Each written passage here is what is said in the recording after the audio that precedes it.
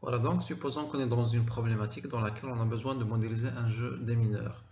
Donc comme vous savez, dans le jeu des mineurs, donc, il consiste en une grille de cases dans laquelle on va cliquer sur des cases et on va se retrouver devant trois possibilités.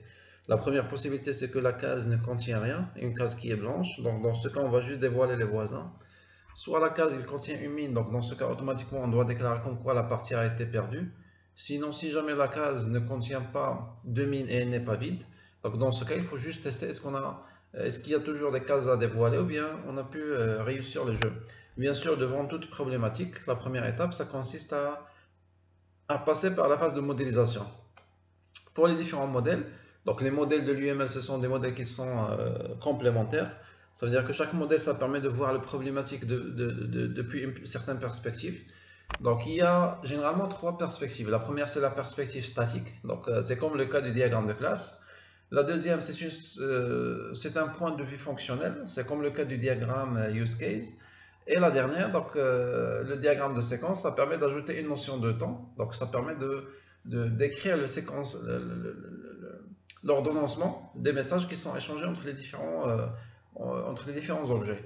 Donc supposons que dans un premier temps, on souhaite récupérer le diagramme de classe. Donc pour le diagramme de classe, la première des choses, il faut partir du cahier de charge et voir quels sont les objets dont on a besoin.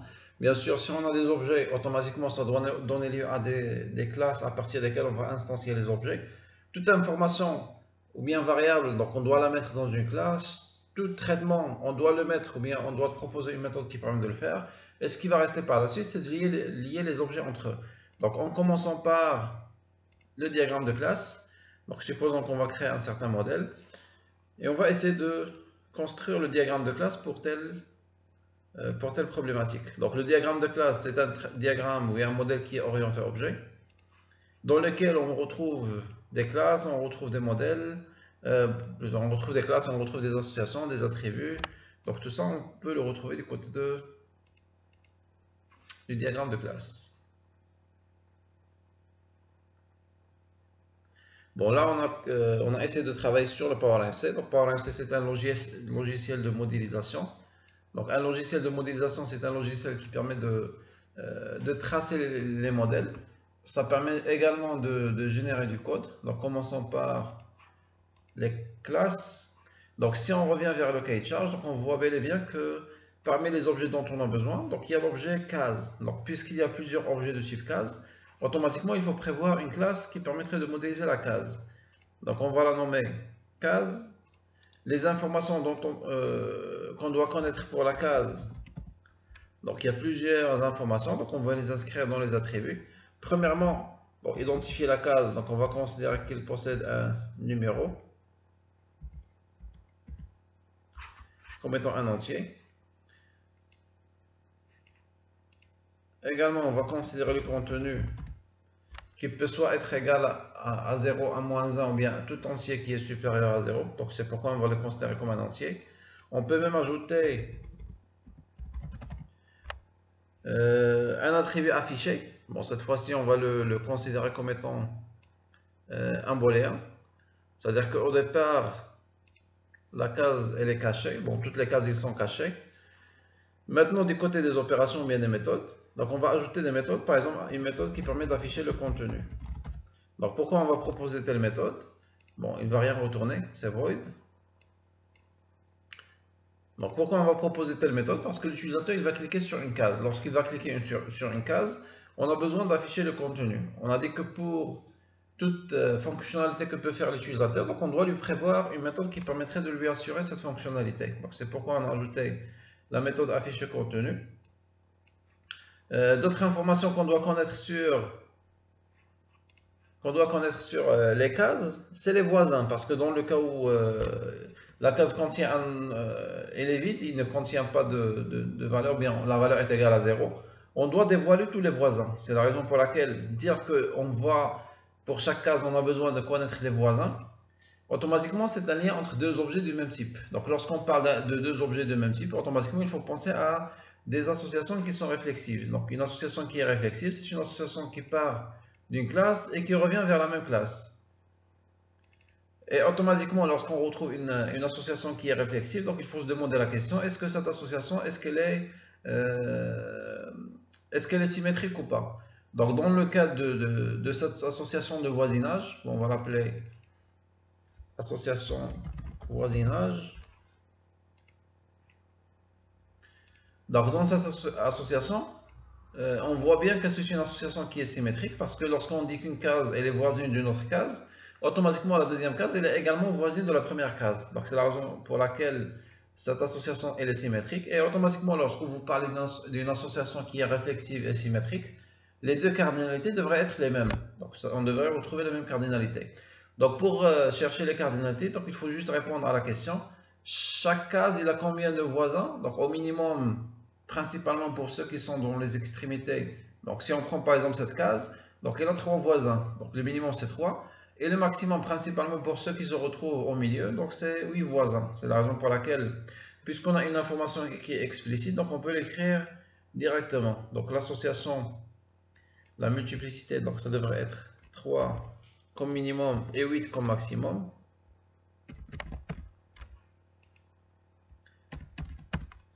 Et puisqu'elle est symétrique, on doit retrouver les mêmes valeurs des deux côtés.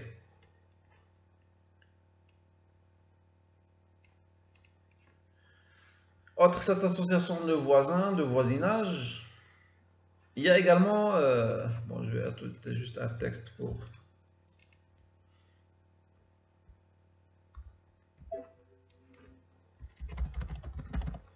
que ça apparaisse sur le modèle. Également, parmi les méthodes ou bien les informations dont on a besoin, donc c'est l'information sur la partie. Donc c'est pourquoi on va ajouter un objet pour la partie. Les attributs de l'objet, bon, on va ajouter un code de la partie comme étant un entier. Également, on doit connaître l'état de la partie. On ne va pas utiliser un booléen parce que l'état de la partie ne va pas se trouver juste dans deux états. Si c'était juste l'état, est-ce que c'est perdu, gagné? Donc on peut travailler avec un booléen. Mais normalement, lorsqu'on va démarrer la partie pour la première fois, il devrait être dans l'état en cours. Donc c'est pourquoi on va proposer une chaîne de caractères, état de la partie, et la valeur initiale, donc ça devrait être l'état, ou bien la partie, elle est en cours. Si on va perdre la partie, donc automatiquement on va retrouver la valeur, c'est perdu. Si on va gagner la partie, donc on va retrouver la valeur, c'est perdu. Également, donc on a pour l'instant le code et l'état. Il faut proposer des opérations, des méthodes qui permettent de changer l'état d'un objet. Les méthodes qui permettent de changer l'état de l'objet, ça veut dire que ça permet de changer la valeur d'un des attributs. Par exemple, pour l'état de partie, au départ, lorsqu'on va démarrer la partie, bon, déjà démarrer la partie, ça devrait être une méthode. Ça permet d'instancier l'objet partie. Donc démarrer, on va essayer de démarrer la partie. Donc c'est une méthode qui ne va rien retourner. C'est comme un modificateur qui va modifier la valeur de l'objet. Donc il va juste instancier et démarrer l'objet. Également, parmi les méthodes qui vont changer l'état de l'objet partie, donc il y a la méthode perdre partie. Si jamais l'utilisateur il va cliquer sur une case qui contient une mine, donc automatiquement perdre la partie de même, c'est juste un modificateur qui va modifier l'état. Également, donc, si on revient vers le cahier de charge, quand une case est découverte, son contenu est affiché. Le contenu d'une case peut être blanc. Donc, dans ce cas, tous les voisins ils seront dévoilés. Soit il contient une mine, automatiquement la case, bien la partie devrait être perdue.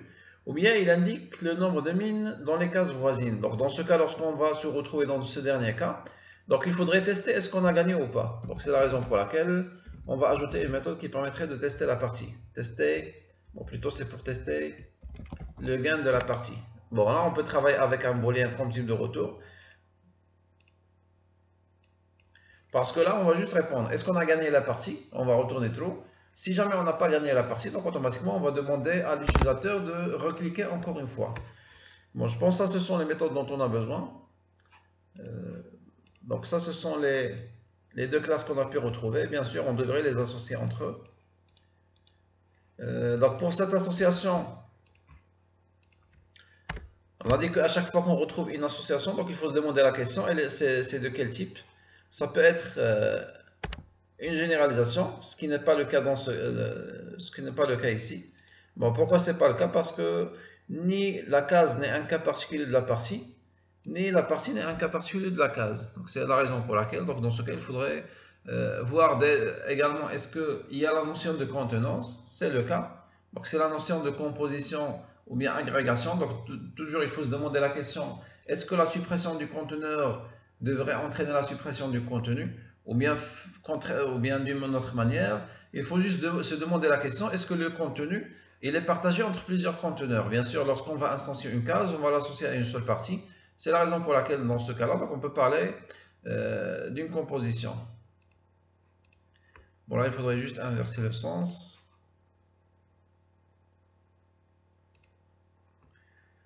Et également, pas besoin de définir la navigabilité. Voilà, donc pour les cardinalités, une case, normalement, automatiquement, lorsque vous retrouvez une composition, bon, il ne faut pas chercher la cardinalité, automatiquement, ça devrait être au maximum égal à 1. D'ailleurs, on a dit que l'objet n'est pas partagé, et donc il devrait être associé à un seul conteneur.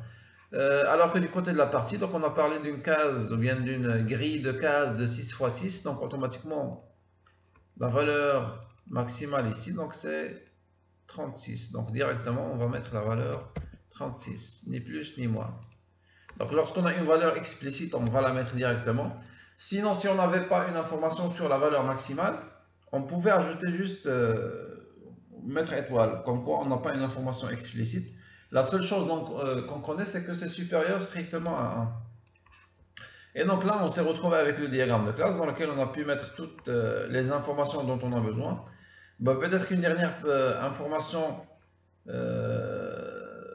avec seule indication le numéro de mine dans les zones adjacentes. Bon, ça c'est pour les cases. Bon, peut-être qu'il faudrait également ajouter un compteur. Donc dans la partie, on va ajouter un compteur qui va nous renseigner sur les cases restantes. Donc les cases qui restent, donc c'est un entier. Et bien sûr, la valeur initiale, c'est 36, parce qu'au départ, il n'y a aucune case qui est affichée. Donc c'est la raison pour laquelle on va mettre la valeur initiale, ça devrait être 36. Voilà, donc là on s'est retrouvé avec le diagramme de classe qui permet de modéliser les objets, qui permettrait de modéliser également les associations entre les objets, les attributs qui contiennent les informations et les méthodes qu'on va utiliser. Donc là on va essayer de voir la problématique à partir d'une autre perspective. Donc là on va essayer de créer un nouveau modèle. Cette fois-ci c'est un modèle fonctionnel, c'est le diagramme de use case. Donc la première des choses, toujours il faut se demander la question, quel est le système qu'on cherche à modéliser? Donc la première des choses, une fois qu'on connaît le système, donc on peut parler des acteurs. Donc supposons ça c'est le système. Donc la connaissance du système permet de tracer les frontières du système. Et bien sûr dans notre cas, donc on a un seul acteur. Cet acteur c'est le joueur. Donc on n'a pas plusieurs types d'acteurs, il y a un seul qui est le joueur. Et donc on va ajouter les cas d'utilisation. Bien sûr le premier cas d'utilisation, la première des choses que doit faire un joueur, c'est de démarrer la partie. Donc on va ajouter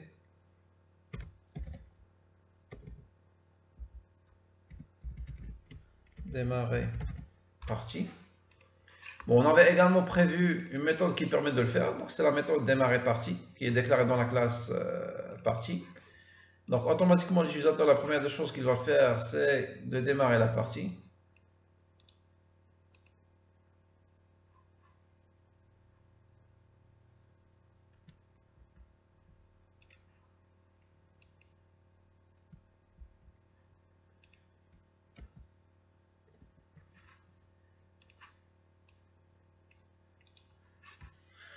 Après le démarrage de la partie, donc l'utilisateur il peut cliquer sur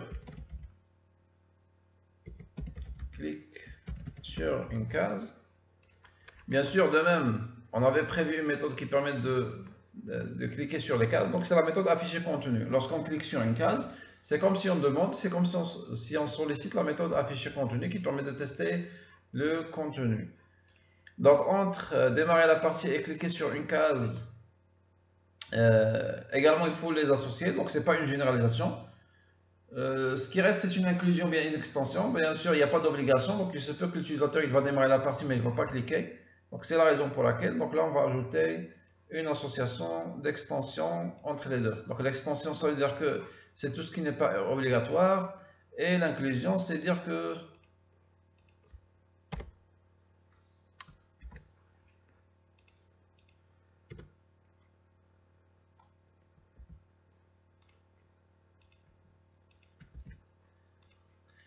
voilà, donc là, également, donc il faut faire attention avec le sens. Donc lorsqu'on parle d'extension, on va dire que le clic de case, ou bien le clic sur la case, va étendre le démarrage de la partie. Si on avait besoin d'une inclusion, il faudrait inverser le sens de l'interprétation, le sens de la flèche. Comme quoi démarrer la partie, ça doit inclure le clic sur la case. Et bien sûr là, puisque c'est le clic de case sur la case qui va étendre, démarrer la partie, donc là on va utiliser le prototype, ou bien le stéréotype extends.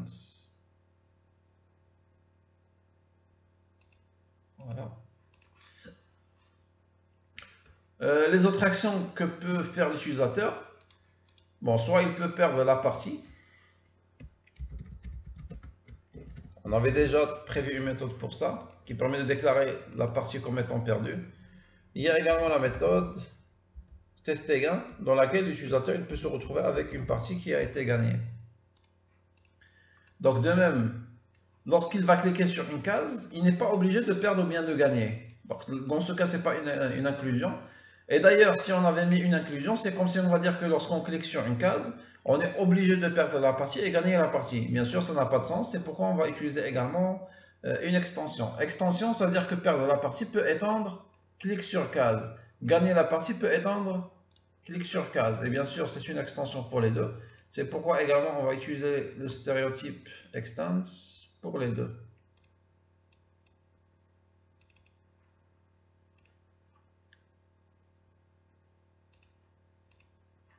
Voilà. Et donc là, on a pu modéliser les fonctionnalités que propose ou bien que peut faire un joueur sur... bien sûr, le joueur, il ne peut que cliquer sur la case. Il peut démarrer la partie. Supposons qu'on va prévoir un bouton pour démarrer la partie. S'il y a un chronomètre également, ça permettrait de le démarrer. Et il peut cliquer sur les cases. Pour gagner et perdre, donc c'est après un traitement, après l'appel d'une méthode qui va tester est-ce qu'on avait gagné ou bien perdu. Et donc ça, ce sont les fonctionnalités que peut faire un utilisateur. Il y a également un troisième modèle qu'on peut utiliser, c'est pour le diagramme de séquence. Donc le diagramme de séquence, il ajoute une information sur le temps. Et donc la première des choses, lorsqu'on a voulu commencer par le diagramme de classe, il n'y avait pas quelque chose à connaître au préalable. Lorsqu'on a voulu passer au diagramme use case, bien sûr, il a fallu connaître le système qu'on cherche à modéliser, parce que la connaissance du système, c'est quelque chose qui est primordial pour détecter les acteurs, parce que pour chaque acteur, il doit répondre à deux contraintes. Il doit être externe au système, mais également il doit interagir avec le système, donc on a besoin de connaître le système. Alors que pour le diagramme de séquence, la première des choses, donc il faut imaginer le scénario. Donc le scénario, c'est un scénario qu'on peut récupérer à partir du diagramme use case. Par exemple, dans notre cas, toutes les actions ils sont incluses dans le même scénario. Supposons qu'il y avait autre chose que peut faire un utilisateur, un joueur, et qui n'est pas associé avec démarrer la partie, cliquer case, perdre partie et gagner la partie. Donc là, on peut dire qu'il y a deux scénarios. Mais puisque tous les cas d'utilisation, ou bien tous les cas d'utilisation, ils sont inclus dans le même scénario, et donc dans le diagramme de séquence, donc on va imaginer le seul scénario qu'on va utiliser, ou bien qu'on va imaginer, c'est... Alors on va dire que bien, plutôt on va mettre jouer au démineur. Donc là on est dans le diagramme de séquence. La première des choses qu'il faudrait faire, c'est de déterminer les objets. Donc il faut savoir que les règles qu'il faudrait suivre pour déterminer les objets, la première des choses, c'est que tout objet du diagramme de classe, ça doit donner un lieu à un objet. Donc on va commencer par tracer des lignes de vie pour les objets. Donc on va commencer par déclarer ou bien de définir deux objets. Un pour la partie.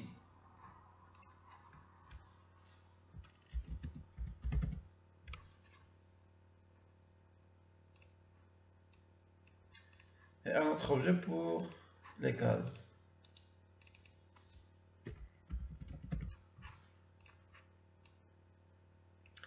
La deuxième règle, c'est que tout acteur du diagramme use case, ça doit donner lieu à un objet. Également, on devrait revenir vers le modèle et ajouter un acteur qui est le joueur. Bien sûr, même si c'est un acteur, mais au niveau du diagramme de séquence, on parle toujours d'objet. Donc là, on va mettre joueur. Certes, ça c'était un acteur, ça c'était un objet, mais on parle généralement d'un objet du côté du diagramme de séquence. Voilà, également si on a des informations sur les valeurs d'attributs ou bien autres valeurs, donc on peut le mettre directement. Donc une fois on récupère les objets, il faudrait définir les messages. Donc chaque message, on doit lui attribuer son équivalent en termes de méthode du diagramme de classe. Bien sûr, le premier message que doit exécuter le joueur, donc c'est le démarrage de la partie. Ça veut dire que lorsqu'on va se mettre sur le diagramme de séquence, il y a un message qui serait envoyé par le joueur vers la partie et le contenu de ce message. Donc on doit faire le lien avec la méthode. Donc en quoi le joueur c'est l'émetteur et le récepteur c'est partie.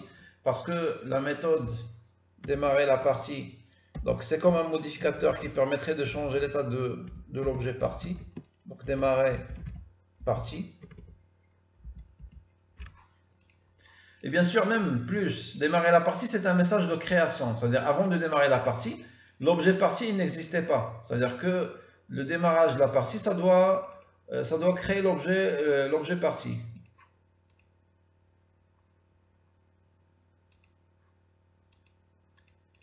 Donc là également, on peut définir plusieurs. Donc là également, c'est un message de création.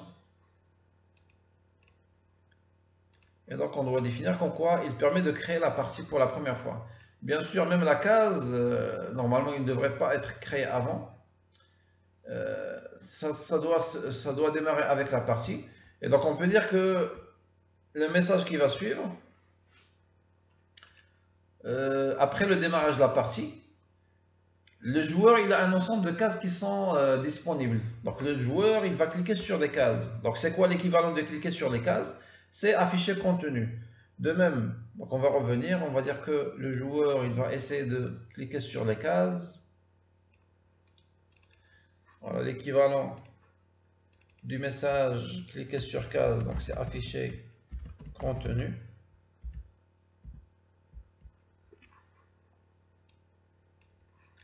Mais le problème c'est que afficher contenu c'est quelque chose qui va se répéter plusieurs fois. C'est la raison pour laquelle dans ce cas il faut penser à utiliser les fragments.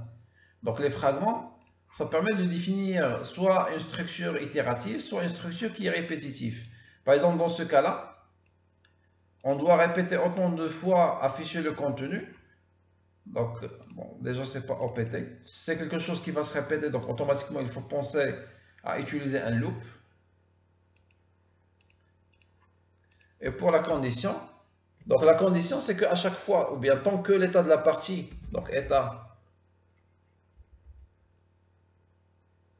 Bon, je vais essayer de nommer la partie.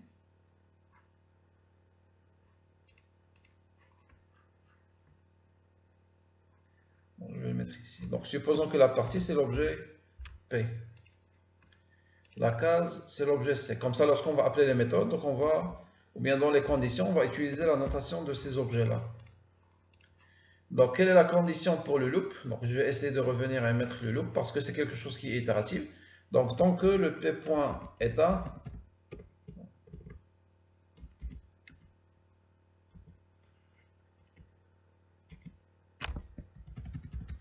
est égal à la valeur initiale qui était en cours. Voilà, tant que l'état de la partie est en cours, on va répéter afficher contenu. L'utilisateur il va cliquer et recliquer sur les cases. Maintenant, lorsqu'on va essayer d'afficher le contenu, il y a trois possibilités. Soit la case elle est vide, c'est l'équivalent du contenu égal à 0. Soit la case elle contient une mine, c'est l'équivalent de -1. Soit la case elle contient une valeur qui est différente de 0 et de -1 qui est supérieure strictement à 0. Donc là on va juste tester est-ce qu'on avait gagné ou pas. Donc lorsqu'on a plusieurs possibilités, c'est l'équivalent de if-else, des if qui sont imbriqués. Donc là également il faut penser à utiliser un fragment OPT. Donc pour le fragment OPT ou bien option, bon, option ça veut dire qu'il y a juste le if. Mais dans notre cas, il n'y a pas juste le if. Donc on a le if, mais on a également les différentes conditions. Donc pour cela, on va changer. Donc on va plutôt travailler avec des alternatives. Donc là, on va chercher le alternative.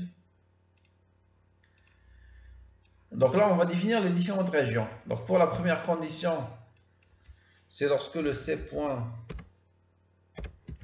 la case point contenu est égale à 0, soit le contenu de la case est égal à moins 1, c'est une min, soit le C point contenu est supérieur strictement à 0. Voilà, donc ce sont les trois cas dont on a besoin.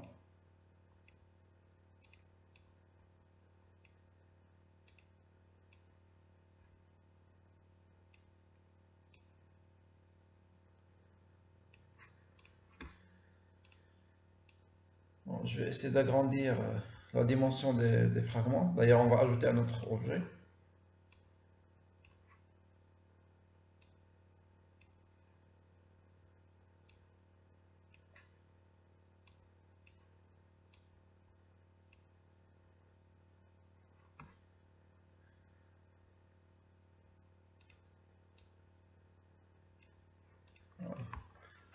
Donc loop, tant que l'état de la partie est en cours, on va afficher le contenu. On va cliquer sur, bien le joueur va cliquer sur les différentes cases.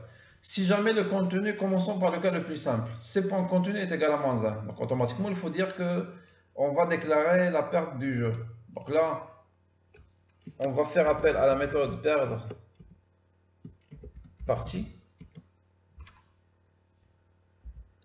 Bon, bien sûr, on va l'appliquer sur l'objet P, donc on peut même mettre P.perdre partie. Comme on peut ne pas le mettre parce qu'automatiquement le récepteur de la méthode c'est l'objet P. Donc automatiquement l'état devrait être changé en cours. Donc là, on va perdre la partie, on va essayer de refaire une autre itération. On va trouver que P.état n'est plus égal à en cours, ça devrait être égal à perdu. Et donc automatiquement il va arrêter l'exécution. Dans le cas du contenu supérieur à 0, donc là également on va faire appel à la méthode qui permet de tester est-ce qu'on avait gagné, ou bien il y a toujours des cases qu'on cherche à dévoiler. Donc il faut faire appel à la méthode tester gain partie. Donc là on va ajouter également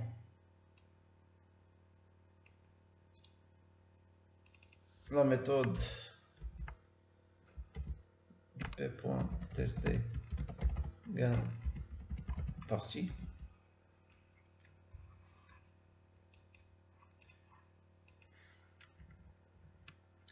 Et donc l'autre cas qui reste, c'est lorsque c'est égal à 0. Donc d'après le lanceur, on a dit que lorsque la case elle est vide, une case elle est blanche, toutes les cases voisines ils sont dévoilées. Mais là normalement on n'a pas modélisé les cases qui sont voisines. C'est la raison pour laquelle il faudrait revenir et considérer un autre objet. On va considérer un autre objet pour les cases voisines. Donc pour les cases voisines, ils ne seront pas de type case. Parce que ce n'est pas une seule case, ça peut être 3 comme ça peut être 8. Le 3 c'est le minimum et le 8 c'est le maximum. Donc dans ce cas, on va ajouter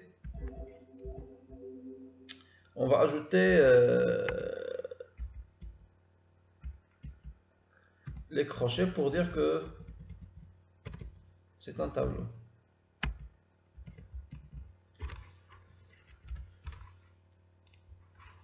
Donc supposons que le contenu est égal à 0, donc là on doit afficher le contenu, mais pas afficher le contenu de la case C, mais plutôt on doit afficher le contenu de toutes les cases qui sont voisines. Donc là on va mettre voisine point afficher le contenu.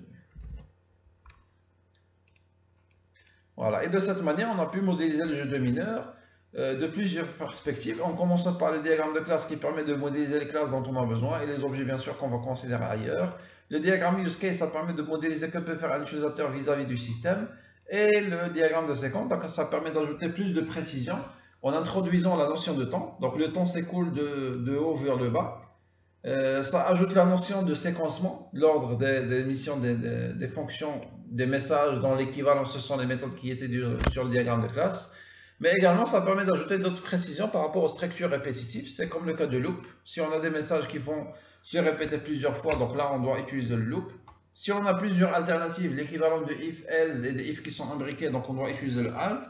Supposons qu'on avait une alternative, de telle sorte à dire que si jamais... bon, disons par exemple, on avait besoin d'ajouter quelque chose, si jamais l'utilisateur il va gagner, on va lui afficher un message. C'est-à-dire qu'on peut, à la fin,